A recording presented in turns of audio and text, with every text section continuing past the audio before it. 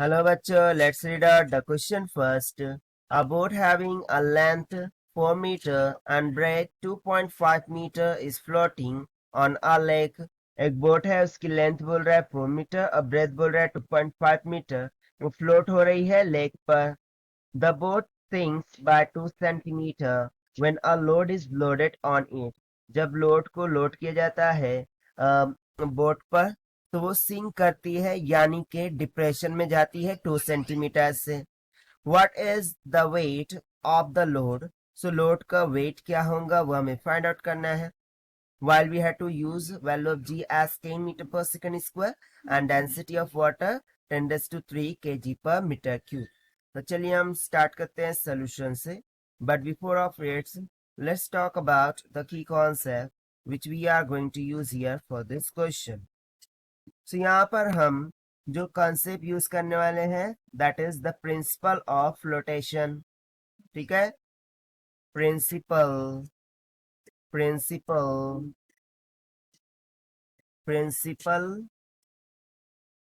Of flotation.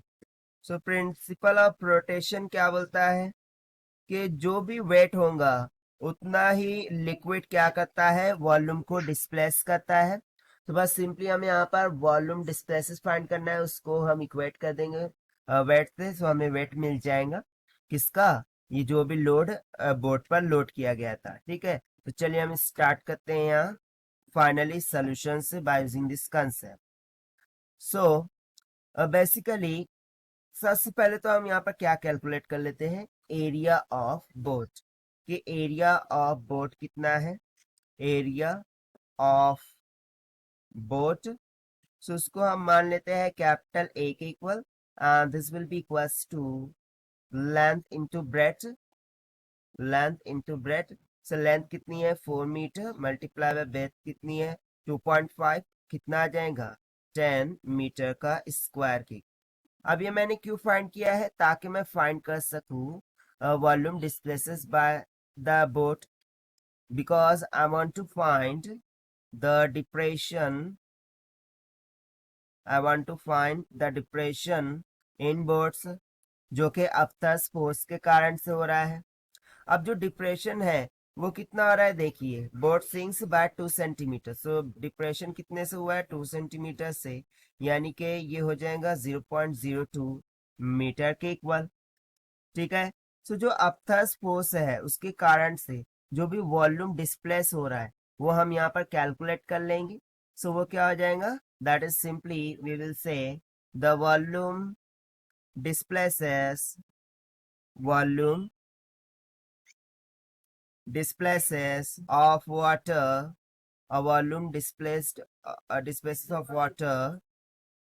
ठीक है, this will be equals to the v. और वॉल्यूम को हम एरिया के फॉर्म में कैसे लिखते हैं, सिंपली एरिया इनटू लेंथ. से यहाँ पर एरिया हमने फाइंड करके रखा था 10 मीटर का स्क्वायर मल्टीप्लाई बाय लेंथ कितनी गिवन थी, यानी कि कितने से वो डिप्रेस कर रहा है. हम एक्चुअली वो लेंथ यहाँ पर कंसिडर करेंगे, दैट इज 0.02 मीटर. सो ये कितना आ जाएगा 0.2 मीटर के equal. So basically metre square and metre will become metre cube. So इतना वॉल्यूम यहाँ पर क्या हो रहा है, डिस्प्लेस हो रहा है. और यही वॉल्यूम किसके इक्वल होगा, उस लोडेड लोड के इक्वल, यानी कि वेट ऑफ द लोड के इक्वल होगा according to principle of flotation. Right, so simply हम यहाँ से क्या बोल सकते हैं, weight of load, weight of load, this is nothing but is equals to the volume displaces, this is nothing but is equals to the volume displaced. Right, तो simply यहाँ से किसके इक्वल आ जाएगा, rho into V into G के.